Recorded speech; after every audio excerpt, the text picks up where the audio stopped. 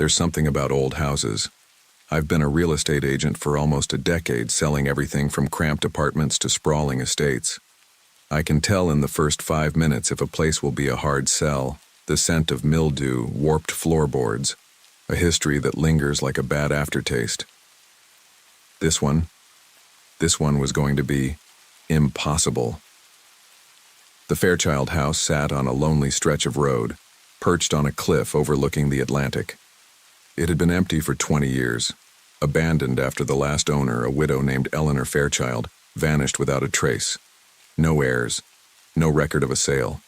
Just an empty house waiting for someone to remember it existed. And today, that someone was me. I pulled my car up the cracked driveway, tires crunching over gravel. The house loomed ahead, its weathered facade staring back at me like a blind thing. The paint had long since peeled away, revealing gray, splintered wood. The wraparound porch sagged, the railing barely clinging to its posts. The windows were intact, though. Too intact. No boards, no broken glass. Just dark, empty panes that reflected the cloudy sky. My client, James Teller, was already waiting by the front steps. Late 40s, expensive shoes, a tailored coat that probably cost more than my monthly mortgage. He barely looked at me as I approached. His gaze was fixed on the house, his expression unreadable. "You sure about this one?" I asked, trying to keep my tone light. "She's got character." He finally turned to me. "I like houses with history." I nodded, though something about the way he said it made my stomach twist. I unlocked the front door, the key sticking slightly before turning with a reluctant click. The heavy oak door groaned open, revealing a cavernous entryway. Dust hung in the air, disturbed by the cold draft that rushed past us. Inside, the house was intact. That was the first thing I noticed. No signs of squatters, no graffiti or broken furniture. The grand staircase stretched upward, its mahogany banisters smooth beneath a fine layer of dust. The chandelier overhead was coated in cobwebs, but the crystals still caught the weak afternoon light. Teller stepped inside, taking it all in. "No one's lived here for 20 years?" I shook my head. "Not officially. Place has been tied up in legal limbo. No heirs, no buyers, just sitting." He ran a hand along the dust-covered wall. "Feels like it's been waiting." I didn't like that. We moved through the house in silence, the floorboards groaning beneath our steps. The rooms were all the same, frozen in time, untouched. The furniture was still here, covered in white sheets that billowed slightly as we passed. Then we reached the living room. I stopped. So did Teller. Everything was covered in dust, except for one thing. A single wooden chair sat in the center of the room. And it was clean. No dust, no cobwebs, like someone had just been sitting there, watching, waiting. The chair shouldn't have bothered me as much as it did. It was just a chair after all. A simple wooden thing with a high back, positioned dead center in the living room, facing the fireplace. Maybe a previous visitor had wiped it down. Maybe someone had moved it recently. But then why was the rest of the house untouched? Teller stared at it too, his brow furrowed. "That's odd," he murmured. I forced a laugh, though it came out hollow. "Maybe the ghost's like a clean seat." He didn't laugh. Instead, he stepped forward, running his fingers along the backrest. "No dust," he muttered. "Not even on the seat." A gust of wind rattled the windows, and I tensed. I didn't believe in ghosts. I didn't. But something about this house, the way the silence stretched too long, the way the air felt thick and heavy, made me second-guess myself. "Let's keep moving," I said, eager to put distance between us and that chair. Teller hesitated but nodded. We moved through the house room by room. The kitchen was intact but lifeless. Faded floral wallpaper, old iron stove, an icebox that hadn't been opened in decades. Upstairs, the bedrooms were empty except for covered furniture and a lingering scent of dust and age. Then in the hallway outside the master bedroom, Teller stopped. Wait. He was looking at the floor plan in his hands, frowning. What is it? I asked. He turned slowly, scanning the length of the hallway. This doesn't match up. I stepped closer. The old blueprints showed a straight hallway, leading from the staircase to the master bedroom. But in reality, the hallway had an extra door. A door that wasn't on the floor plan. I stared at it, my skin crawling. It was unremarkable, plain white, blending seamlessly with the walls, as if it had always been there. But the house's official blueprint said otherwise. That's not possible, I said, more to myself than him. Teller stepped toward the door, placing his hand on the knob. Wait. My voice came out sharper than I intended. He glanced at me, eyebrow raised. I swallowed. It's probably just an old storage closet. But my gut told me that was a lie. Without another word, Teller twisted the knob. The door swung open with a soft creak, and we both froze. Inside was a room that shouldn't exist. Not just an empty space, not an abandoned storage closet, a fully furnished bedroom. The bed was neatly made. A wardrobe stood in the corner, its doors slightly ajar. A desk with a single chair, identical to the one downstairs, sat against the wall. Everything was clean. No dust, no cobwebs. Like someone had been living here. Like someone had just stepped out. And the worst part? The air was warm. I didn't step inside. Neither did Teller. We just stood there, staring into the impossible room. The rest of the house had been abandoned for 20 years, a tomb of dust and silence. But this room was untouched. Lived in. The bedspread was smooth, the pillow slightly indented. A glass of water sat on the nightstand, half full. The wooden desk had a single book resting on it, its pages yellowed but neatly placed like someone had been reading it just last night. And the air. It was warm. Not stuffy, not stale, but recently occupied warm. Teller was the first to speak. This isn't possible. I swallowed hard. No one's lived here in decades. Then who's been sleeping in this bed? Neither of us had an answer. I took a slow step forward, my foot barely crossing the threshold. The floor didn't creak like the others had. The wood here was solid, well kept. That didn't make sense. It should have aged just like the rest of the house. I reached for the book on the desk. It was an old copy of Moby Dick, its cover worn but not dusty. I flipped it open. On the inside cover, someone had written a name in neat cursive. Eleanor Fairchild. I exhaled sharply. The last owner, I whispered. Teller's gaze darkened. She disappeared, didn't she? I nodded. Vanished without a trace. No body, no records. It was like she just stopped existing. The silence between us stretched. Then Teller did something that made my skin crawl. He opened the wardrobe. For a single, heart-stopping second, I thought someone would be standing inside, but there was nothing. Just old-fashioned dresses hanging neatly, their fabric too clean to have been sitting for 20 years.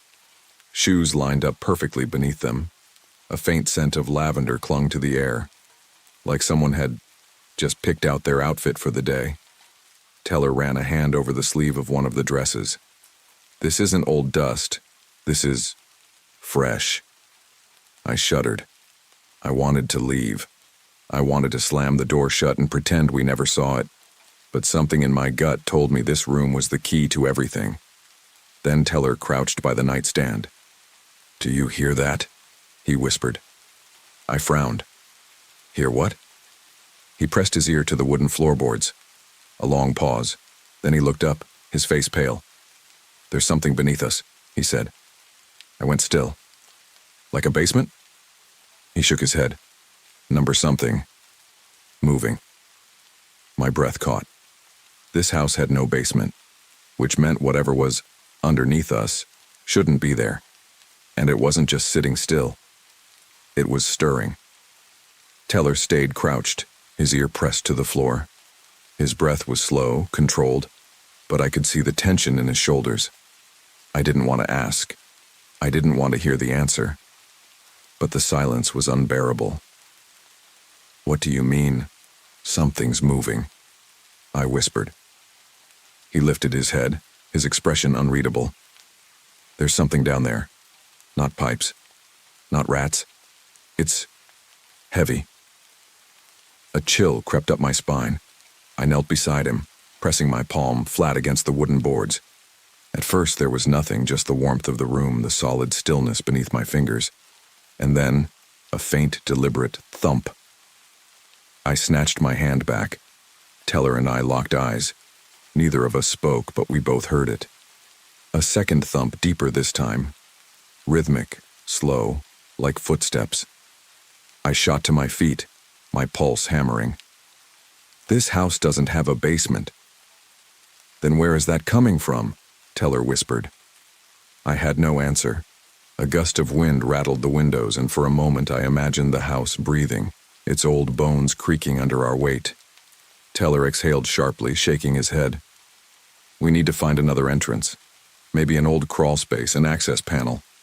Something. I stared at him. You want to go looking for it? He gestured at the untouched room around us. Someone has been living here, someone has been waiting, and now there's something underneath us. He swallowed. If we leave now, we'll never know the truth. I wanted to argue, to tell him that some truths weren't meant to be uncovered, but another thump sounded from below, and this time, it wasn't faint, it was louder, closer. The floor beneath us shuddered. I grabbed Teller's arm. We need to go. Now. For once, he didn't argue.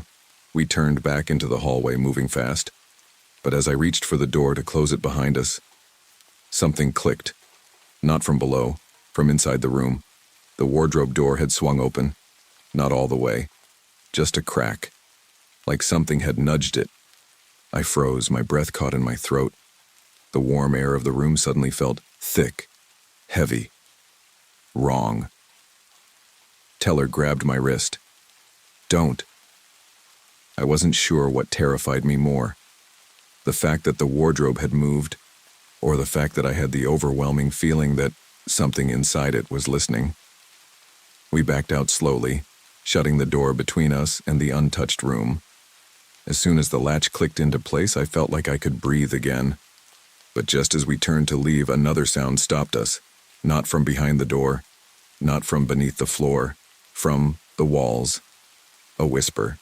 Faint, muffled, 2 words. Help me. My blood ran cold. I hadn't imagined it. Teller heard it too. He was stiff beside me, his eyes locked on the wall where the voice had come from. It wasn't just a creak of old wood, not the house settling. It was a whisper. 2 words, barely audible. Help me. A single moment stretched into eternity. Then Teller moved. Fast. He pressed his hands against the wall, feeling along the faded wallpaper, knocking lightly. The sound was dull, solid, until he reached a section just beside the hidden room's door. A hollow thunk. We exchanged a look. I shook my head. We shouldn't be doing this. Teller ignored me, running his fingers along the edge of the wallpaper. Then he found it. A seam. A barely visible outline, like a door frame covered over. His jaw tightened. Someone's in there. I swallowed hard. Or something. He didn't hesitate. He dug his nails into the seam and pulled. The old wallpaper ripped, peeling away in strips, revealing a wooden panel beneath it. A door. Another one. But this one had something different. There were scratches along the edges. Deep, uneven gouges in the wood. As if someone, or something, had tried to claw their way out. My stomach twisted. Teller... Before I could stop him, he grabbed the handle and pulled. The door swung open. A rush of warm, stale air hit us. Beyond the threshold was a narrow passageway, barely wide enough for a person. The air was thick with the scent of dust and something else, something faintly metallic. Blood. Teller stepped forward, but I grabbed his arm. We don't know what's in there. His voice was quiet, steady. We know someone asked for help. I wanted to turn around, walk out of this house, and never look back, but I couldn't. because whoever had whispered those words was still in there. I took a deep breath and stepped in behind him. The passage was dark, the only light coming from the room behind us. The walls were close, pressing in. I kept my breathing slow, steady, trying to ignore the cold sweat creeping down my back. Then I saw it. At the end of the passage, another door. This one wasn't hidden, it was reinforced. Thick wood, metal bars across it, and a chain. A rusted chain. Someone had been locked inside. Teller reached out and touched the chain. It rattled slightly, the sound too loud in the cramped space. Then from behind the door, a soft knock. My heart nearly stopped. Teller's breathing hitched. We weren't alone. There was someone, or something, on the other side. Waiting. The knock was soft. Deliberate. Teller and I stood frozen, staring at the heavy barred door at the end of the passageway. Someone was behind it. Someone alive. I swallowed, my throat dry. "Did you hear that?" I whispered, even though I already knew the answer. Teller didn't respond. He was staring at the rusted chain, his fingers hovering over the metal. The lock was old, discolored with age, but the links were thick. Whoever had been locked inside wasn't meant to leave. Another knock. My breath caught. This time it was faster, more urgent. Teller took a shaky breath, steeling himself. Then, without hesitation, he grabbed the lock and yanked. It didn't budge. "Hold on," he muttered, pulling out a pocket knife. He wedged the blade into the rusted keyhole, twisting, forcing the metal to grind. A third knock. Louder. I couldn't breathe. It wasn't a plea for help anymore. It was demanding. Teller cursed under his breath as he worked the lock. The passageway felt smaller, the walls pressing in, the air too thick, too warm. A drop of sweat slid down my back. Then, a click. The lock snapped open. The chain rattled as it loosened, and then, before either of us could stop it, the door swung inward. I staggered back, Teller gripping my arm to steady me. But the room beyond, it was empty. No person, no furniture, just 4 wooden walls, a dirt floor, and the overwhelming stench of age and decay. Teller stepped inside cautiously. The floor creaked beneath his weight. "No way," he muttered. "I heard it. You heard it." I hesitated at the doorway, my pulse hammering. Maybe there's another exit. He turned in a slow circle, scanning the room. There were no windows, no doors except the one we'd just opened. Just blank wooden walls, warped with time. But something was wrong. I could feel it. Then Teller stopped. His gaze dropped to the floor. I followed his eyes, and my stomach flipped. There were footprints. Fresh, bare footprints. Small, delicate, leading from the center of the room to the door we had just opened. Like someone had been standing there, waiting for us.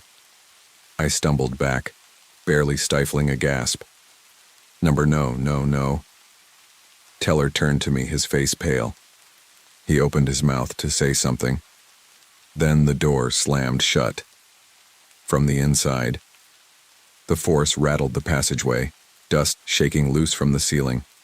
Teller lunged, gripping the handle, but it wouldn't budge. "It's stuck," he yanked harder. "I just opened this." A slow, creeping horror curled in my gut, because from the other side of the door came the sound of footsteps, slow, deliberate, moving away from us, as if something or someone had just walked out. Teller kept yanking on the handle, but the door wouldn't budge. It wasn't locked anymore. It just wouldn't open. And on the other side, something was walking away. The footsteps were slow, steady, unhurried, like whatever had been inside knew. We couldn't follow. A shiver crawled up my spine. "Tell me you're hearing that." Teller's jaw was tight, his breathing shallow. "I hear it." I turned, looking back down the passageway toward the hidden room. The warmth in the air had shifted. It felt colder now, like something had been sucked out of the space. The footsteps faded.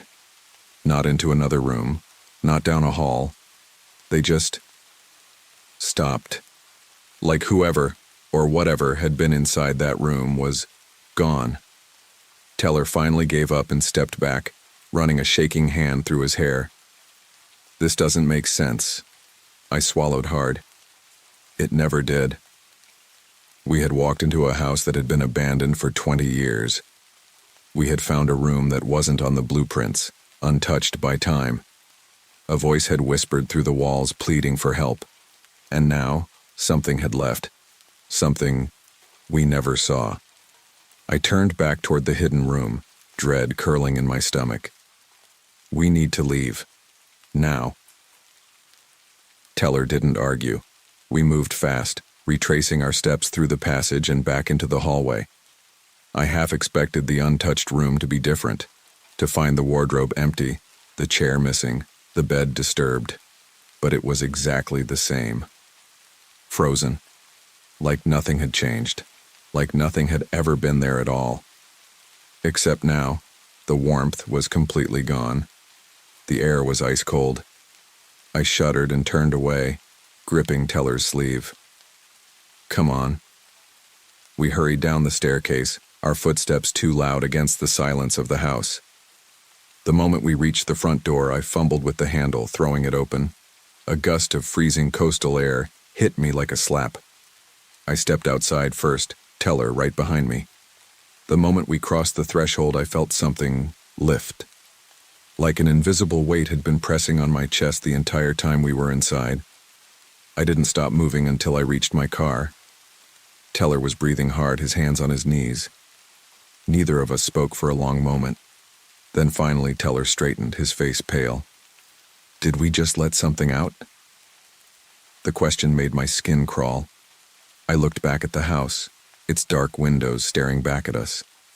The front door stood open behind us, and for just a second, a single impossible second, I swore I saw something standing there. A figure, tall, still, watching. Then the wind shifted, and the doorway was empty again. I didn't wait to find out if I had imagined it. I got in my car, started the engine, and drove away. But even as we left the house behind, one thought burned in my mind. Something had been trapped inside that room, and now it wasn't trapped anymore. The road away from the Fairchild house was long and empty, winding through the coastal cliffs like a scar. The ocean was a dark, restless thing beside us, waves crashing against the rocks as the wind howled through the trees. I kept my hands tight on the steering wheel, knuckles white. My heart was still hammering in my chest. I could feel the weight of the house pressing on me, even now, even miles away. Teller sat stiffly in the passenger seat, his gaze locked on the side mirror. He hadn't said a word since we left. I finally broke the silence. You saw it, didn't you? A long pause. Then, in a voice barely above a whisper, I don't know what I saw, but I knew he was lying. I had seen it too. A figure in the doorway, watching us. I swallowed hard. We shouldn't have opened that door. Teller exhaled sharply, rubbing a hand over his face. Yeah, no shit. The sky had darkened, storm clouds rolling in over the sea. The air inside the car felt thick, heavy. I turned on the heat, trying to shake the lingering chill from my bones. Then, a flicker in the rearview mirror. I glanced up. The road behind us was empty. But for a split second, I could have sworn I saw. No. I shook my head, forcing my focus back to the road. We were just shaken. That's all this was. But Teller was still watching the side mirror, his expression unreadable. And then he whispered, It's following us. My breath hitched. I didn't want to look. I didn't want to look. But my hands moved on their own, fingers tightening on the wheel as my eyes flicked to the mirror. And I saw it. A shadow. Not a car. Not a person. Just something dark, standing in the middle of the road, barely visible against the storm-lit sky. Too tall, too still, and too close. Teller's voice was sharp. Drive. Now. I slammed my foot on the gas. The tires screeched against the pavement as we sped forward, the wind howling louder now, as if the storm itself had woken up. I didn't dare check the mirror again. I focused on the road ahead, on getting away. But no matter how fast I drove, the weight in my chest remained, like something had left that house with us, like something wasn't finished. Teller finally spoke again, his voice hoarse. "Where are we going?" I didn't have an answer. All I knew was that Fairchild House had been waiting for 20 years. And now, whatever had been trapped inside was free. I didn't stop driving until we hit town. Even then, I didn't slow down. The streets were empty, streetlights flickering in the cold drizzle that had begun falling. I wanted to believe we were safe, that the thing we had seen in the mirror was just our minds playing tricks on us, just shadows shifting in the storm. But my gut knew better. Teller sat stiffly beside me, still watching the mirrors, his jaw tight. He hadn't spoken since we left the cliffs. I finally pulled into a gas station, more for the bright lights than anything else. I needed to be somewhere normal, somewhere that felt real. The engine shut off. The sudden silence made my skin crawl. Teller exhaled and ran a hand through his hair. "We need to talk about what we saw." I swallowed, gripping the wheel. "I don't know what we saw." "You do," he said flatly. "We both do." I shook my head. "I don't believe in this kind of thing." "Neither do I," he muttered. "And yet..." He trailed off, glancing back at the road. His face was paler than before, his hands clenched into fists. Something left that house with us. Something that shouldn't exist. I felt it too. Even now, in the bright gas station lights, the weight hadn't lifted. The air still felt heavy, like something unseen was sitting in the car with us, just watching. I turned, scanning the station. The clerk inside was leaning on the counter, scrolling through his phone, oblivious. The pumps were empty. Nothing seemed out of place, but when I glanced back at the mirrors, the shadow was there. Closer now, standing just beyond the gas station parking lot, barely visible in the rain. I couldn't see its face. I couldn't even tell if it had one, but I felt its gaze. Cold, patient, waiting. My breath hitched. Teller must have seen my expression because he followed my gaze, then cursed under his breath. It's still there. I couldn't move, couldn't breathe. Then slowly, it stepped forward. I turned the key in the ignition, hands shaking. The car sputtered but didn't start. Another step. It was crossing the street now. Coming toward us. Teller's voice was sharp. "Come on, come on." I turned the key again. The engine roared to life. And just as the headlights flared, the shadow was gone, vanished, like it had never been there at all. I didn't wait. I threw the car into reverse, tires screeching against the pavement. Teller clutched the dashboard as we peeled out of the gas station and tore down the road. Neither of us spoke. We didn't need to, because deep down, we both knew. We hadn't escaped the Fairchild house. We had brought it with us. I didn't stop driving until we were back at my apartment. Even then, I hesitated before getting out of the car, gripping the steering wheel so tightly my knuckles turned white. Teller sat beside me, unmoving.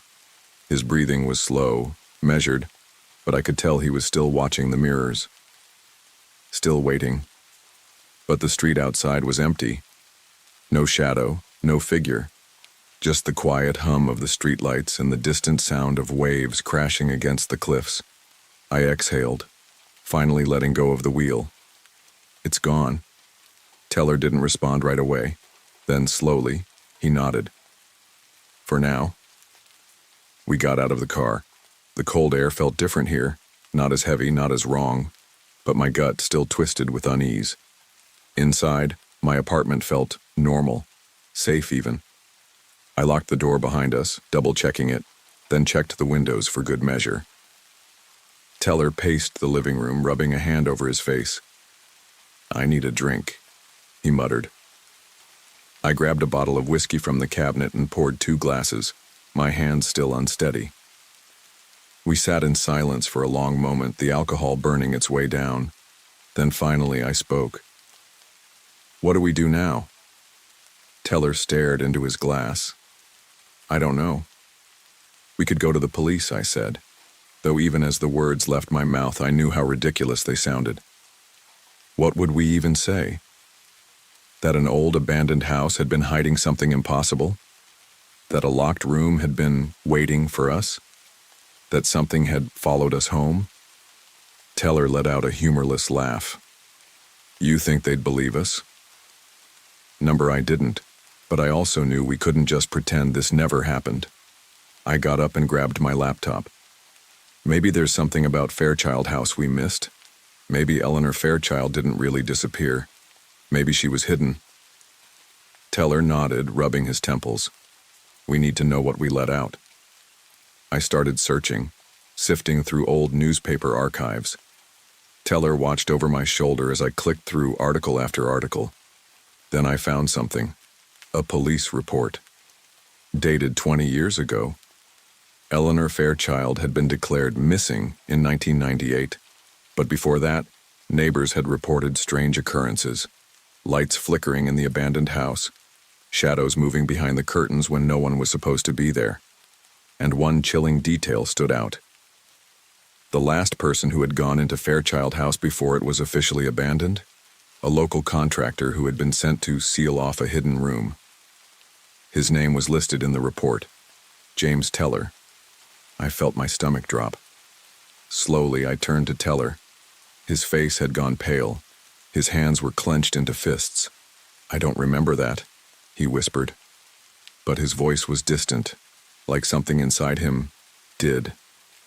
And then, the lights in my apartment flickered, and from the dark hallway behind us, a single, quiet knock.